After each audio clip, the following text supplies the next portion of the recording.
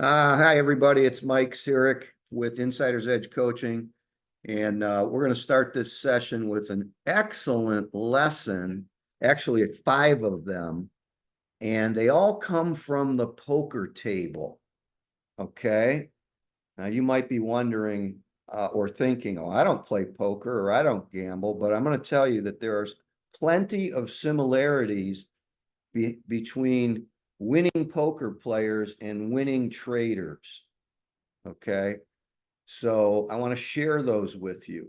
So we'll get rid of that slide. And what I'm going to do is bring you over to my website. And you'll notice up on the menu, it says blog. Okay. So this blog I've been running for, gosh, 3, 4 years, something like that. Every morning day, I've got another, usually brand new lesson here. So you can always log in there to the blog. They're updated every day. However, if you're on the email list, you should be, and you get an email every day called Trade Aptitude. That's basically the blog. So the convenience is it's emailed to you. But if you ever want to go back and look at lessons, there's lots of them. I mean, I don't even, let's see if we can see. All right, there's 74 pages of 10 lessons. So that's somewhere north of 700 posts that I've done. Is it 10 on a page? I think it is. That's what my website allows, 10 to a page, and then it rotates. So yeah, there's a book here. I just got to find time to put it all together. Anyway, let's go to Monday, the 26th. Okay, that's this week. And I'll tell you, and I'm going to go through these relatively quickly so you can, obviously go in and read the whole thing. But I'm going to just go over the highlights for our purposes here today. I do play poker. I haven't in a little while. I used to be more active. And I do know that there's a lot of similarities between winning at trading and winning at poker. And there's a really cool book that you might find interesting, whether you play poker or not, called Zen and the Art of Poker by Larry Phillips. Strongly recommend you read it, especially if you're a poker player or wannabe. If not, you should read it just because there's almost every lesson he has applies to trading in some way, shape, or form. So for this week in the Trade Aptitude blog, I picked that book to just summarize 5 key lessons that come out of it that are pertinent to trading. And on Monday, the lesson was fold more often. What does that mean? Well, in the world of poker, it means wait for a better hand. Wait for the best hand before you jump in. Be patient. And in the world of trading, it can be the same. If you're trading as we do multiple strategies, then you're faced with abundance of opportunities. And even right here in this membership, you're faced with abundance of opportunities because you could have a day when, you've got 15 different UOAs to look at, or, 5 or 6 different insiders buys, and gee, you can't get them all, and you got to get through them. And so that's in abundance. And it's good to have abundance, but it's a double-edged sword. Okay. The good part of abundance is you have a lot of choice to find the perfect trade. The bad part of abundance is you got to get through it all, and you might tend to overtrade. You might not have that ability built yet where you can just wait for the best one. So that's lesson number 1. When you have abundance, just wait for what you consider to be the best trade. All right, now we go to, no, that's the 26th. Let's go to the 27th. The next day was about the concept of, streaks in poker, in stock, in trading. You have winning streaks, losing streaks, and flat periods where it just goes back and forth. And what I want to focus on right now is the winning streak. because there's a little psychological thing that happens when you make a lot of money easily. Okay. You start to feel invincible. You'll get the adrenaline, you'll get the dopamine, you'll start to feel like you can do no wrong. You may even feel like you have arrived. And this is a very, very dangerous state to be in, because you may end up letting your guard down, taking more trades, over trading. You look at what you just made and you say, hey, I want to make more. So I have all these opportunities. I've got all this abundance. I need to trade more often to make more, right? And ultimately what's going to happen is that losing streak will come, and a lot of the money you had will go away. So my strong encouragement to everybody is just put this in your trade plan. Just make it a statement, put it in your own words, make it yours, not mine. When I experience fast and easy gains, and I start to feel like I've arrived and I've mastered this, it's time to step back, review your plan, get more disciplined and more focused on the rules. Agree to work harder. That's a better way to approach having had a big win, because they do vanish. All right. Wednesday, number 3 was think long term. And this is another good one, because we swing trade here, which means these trades are open in, they're open for a few days, a few weeks, maybe a couple months. But those are short-term trades, and you will have losing trades, losing weeks and losing months. And that does not mean you're a bad trader, right? We can't control that. So there's a viewpoint that a really great poker champion had, where he said, poker is just one continuous game. It goes on forever. It just, you just take breaks between when you're at the table and when you're not. And the same thing can be viewed of trading. Being a great trader doesn't mean you had a great day, week, or month. It means you're succeeding over the long term. Okay. And you're using probabilities that are in your favor. And you need to build up that mental toughness to weather those losses and flat runs. So don't get upset about short-term swings in what's happening. Just view it as a longer-term game, and you've been through these before, and they will go away. There's all kinds of things you can do to minimize your losses in a drawdown, so just focus on that. All right, Thursday was the 3 Ps, right? 3 Ps are practice, practice, practice.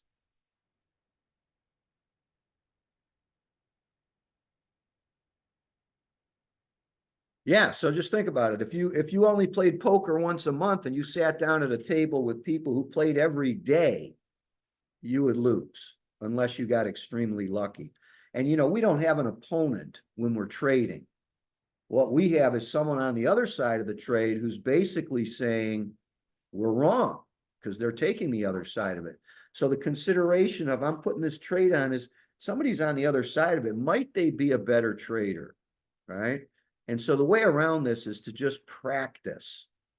You're going to excel by being repetitive in your practice. And you can make that even better if you approach it from the viewpoint of, I'm going to have to teach this to somebody afterward. That's a trick I learned a while back when I was going through how to learn to kind of increase my ability to learn things. And that was, have the view that you have to teach it. You'll retain much more out of it, right?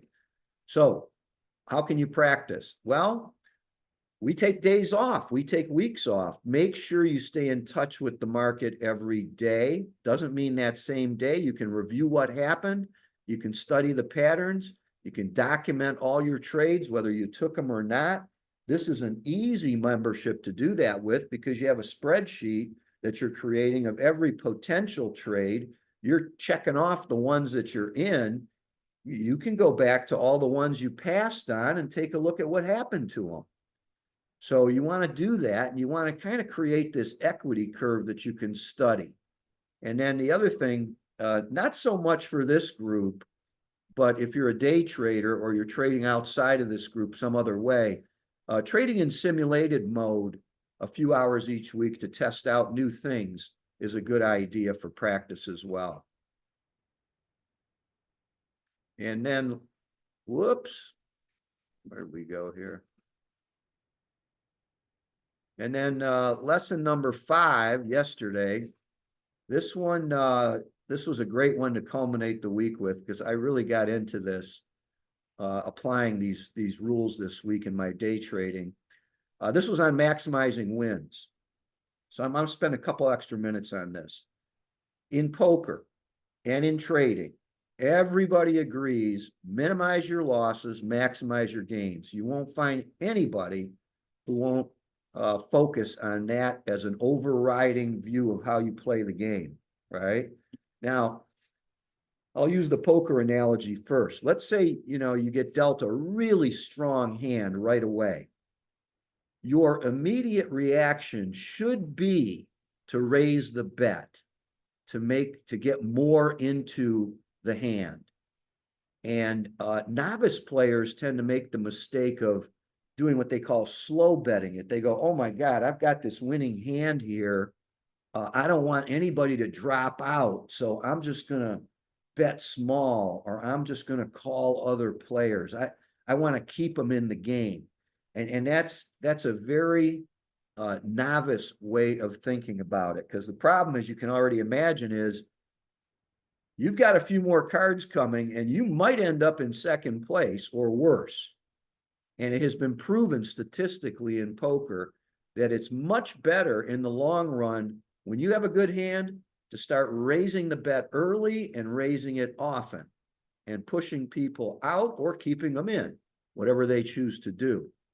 So if you go over to trading, the analogy I thought of would be, okay, I get into this trade and it immediately goes in my direction. A strong move in my direction. Okay, that's a good hand. And the same applies. I'm looking at it and I'm saying, all right, so I don't have to worry about losing anymore, because this thing went far enough already where I can bring my stop loss to break even and I don't really care. I'm in the trade for free. So no thought about about losses anymore. So all your attention should go on maximizing the gain. That's all you have to worry about. And typical ways to do that are, looking for reversal points on a chart where you could take some size off or end the whole trade. You may put a trailing stop on it. You may scale out of it. But those are all common ways. But what this article in the Zen of Poker made me think about was several instructors that I used to work with who were traders who always went into their trades with a small amount. Like in this membership, consider it one options contract. And if that trade went in their direction, they would press it. They would raise the bet, so to say. And then they would worry about, once they got to the number of contracts they wanted, they'd worry about, peeling off the bet. So I've always wanted to trade this way, but never learned how, never practiced it, never came up with rules for it. And this last week, in rereading the book and then creating this blog for everybody, I said, you know what, I'm going to step back and do this. So, as of Thursday in my day trading room, I literally stopped trading real money. I went to sim mode and I'm trying to determine the rules for how to do this. Start real small, add on if it's going my way, and not worry, and then get to the how I'm going to exit it. Okay. Now this is going to be, I think, easier to do in this membership than it is day trading, because day trading, we run into a lot of noisy price charts during the day. You look at it, you look at a day that the market went up 1% like yesterday and you go, oh, that's great. Well, it was down a lot at one point too. So you kind of have to deal with that noise. Whereas what we're doing here, a little bit different. if you like a UOA and you go in and you have the concept of, all right, I want to see if this thing's going to work. I'm going to buy one contract. And if it pops up in the next day or two, come up with your rule, then I'm going to add on to it. And there's so many ways to add on, because just think about it. We look for an unusual options activity contract. That's just one contract, right? I'm going to show you something here to make this clear. That's just one contract. And if you go to, I'm going to go here to, this is a trade I'm in with IRM. Okay. Now I've scaled out a bunch of contracts. I only have one left, but it's in the money. Oh, I'm sorry. That's a vertical. Oh, singles. Okay. Yeah. Yeah. It's in the money. I got in this thing at like $1.50 and it's at $9 now, $10. So I'm just scaling. I'm kind of like milking this one because it doesn't expire until October. Right. And you know, you look at the chart and you go, I don't have a whole lot of worries about this company. Right. But if you think about going back to the entry where I didn't have to buy 4 or 5 contracts, I could have bought one and then added on. And yes, maybe I bought it for a little more money and the third one for a little more money. But just because we chose this particular contract, the October 105s, when this stock was trading at 92.5 or something, 93, that doesn't mean that that's the only contract that's going to make money. The fact is, if this unusual trade, which at the time had a lot more open interest in this, is starting to peel off just a little bit, all the options around it are going to go up. It's not just that option. So you have that flexibility to go in and buy the one you want, and then you can add on at prices around there and expirations around there that you deem appropriate. So the concept of bet size here, that is starting at 1 and adding when it's a winner, makes easier sense to me than it does to figure out the rules for day trading because of the noisiness of the charts, right? So that's it. Raise the bet, join the momentum. And the way professional traders do it is they always look at their trade size in units. And let's say that you're trading 3 contracts in the options market based on a certain dollar amount you're paying for them. Well, then unit number 1, you want to be able to get in 3 tranches. So you'd start with 1. You'd add another one later and another one later, and then you got your full position. If it was a cheaper option and you could do 6 of them, you'd start with 2, add 2, add 2. So that's a very typical lesson you'll learn from the prop shops and the hedge funds about day trading, and any kind of trading actually is. In fact, it was perfected way back in following trends, trend following from the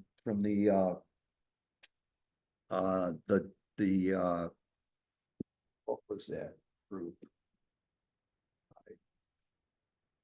Hurdle traders in Chicago. Yeah. All right. So let's talk about ending it all. Unlike poker, you don't have an end to your trade. Poker ends, the cards are done. But here we have to determine how we're going to get out. And of course, we're going to have to use a combination of things like firm targets we just think it's so far away. It's a really big win. We're loving it to get there, but we're going to have to do a trail stop to get there, or maybe even take off a little bit here or there before we get there. But your ultimate target on these should be almost your biggest win. It should be like you want to leave one contract out there just in case, because every so often it happens with this strategy where that stock just runs, and you end up with 1,000% plus gain on it if you had a contract there. So you want to leave one out there for those big wins. They'll make a huge difference in how your trade results end up. Okay. So that's kind of what I wanted to do for you today in the lesson, was just talk a bit about those 5 key points, and you can review them at the blog at the website. And with that, I'm going to sign off on this lesson.